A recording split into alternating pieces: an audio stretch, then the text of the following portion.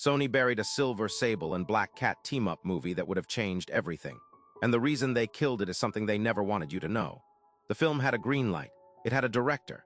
It had a release date printed in trade magazines and announced from a stage to a room full of theater owners. And then, quietly, with no announcement and no explanation, it disappeared. They'll tell you it was a scheduling conflict, a creative pivot. They'll use words like restructuring and strategic realignment. But the documents tell a different story. Because this wasn't a project that died because it was bad. It was killed because something else made too much money, and the real reason behind that is worse than any excuse Sony ever offered.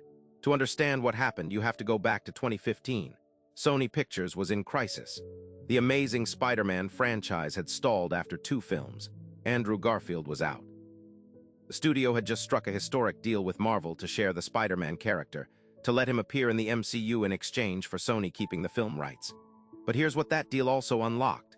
Sony could now build a whole universe of Spider-Man adjacent characters. Villains, antiheroes, characters who lived in Spider-Man's world but didn't need him to carry the story. And the first property they moved on, the one they were most excited about, was Silver Sable and Black Cat.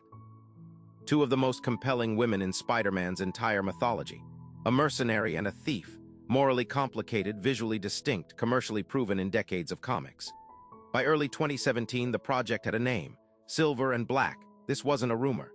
In April 2017, Sony stood up at CinemaCon, the annual gathering where studios announced their biggest upcoming releases to theater owners, and put Silver and Black on the calendar.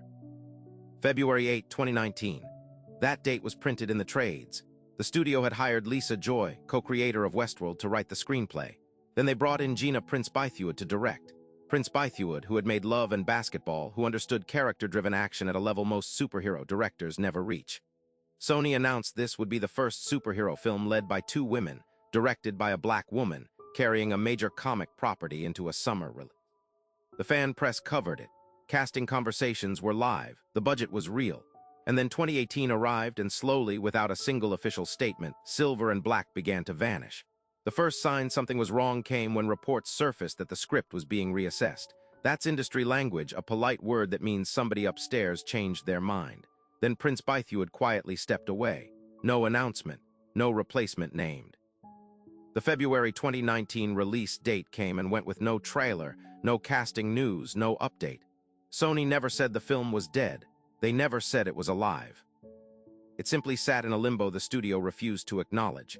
In Hollywood, that silence has a name. They call it turnaround when a project gets quietly shelved without the studio officially pulling the plug, because pulling the plug means admitting a mistake. Remember that CinemaCon announcement? Here's where it died. And now here's the part they really buried. In October 2018, Venom opened in theaters. Sony had made it for approximately $100 million. Critics were brutal. And then the weekend numbers came in. 80 million domestic, 205 million worldwide in its first weekend. By the time Venom finished its run, it had made $856 million globally. Sony had a revelation, not about Silver and Black specifically, but about their entire strategy. Venom proved that audiences would show up for dark, tonally strange Spider-Man adjacent characters if the marketing was right and the character was iconic enough. That lesson should have accelerated Silver and Black. Instead, it buried it. Sony looked at Venom's numbers and made a choice. Build around what worked. Morbius next. Then Craven, a specific kind of anti-hero film with a specific tonal DNA. Silver and Black didn't fit that template.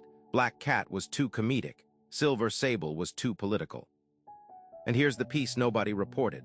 The Marvel deal that had made the entire Spider-Man adjacent universe possible had also created a contractual tangle around female-led spin-offs touching characters Marvel considered central to Spider-Man's core mythology.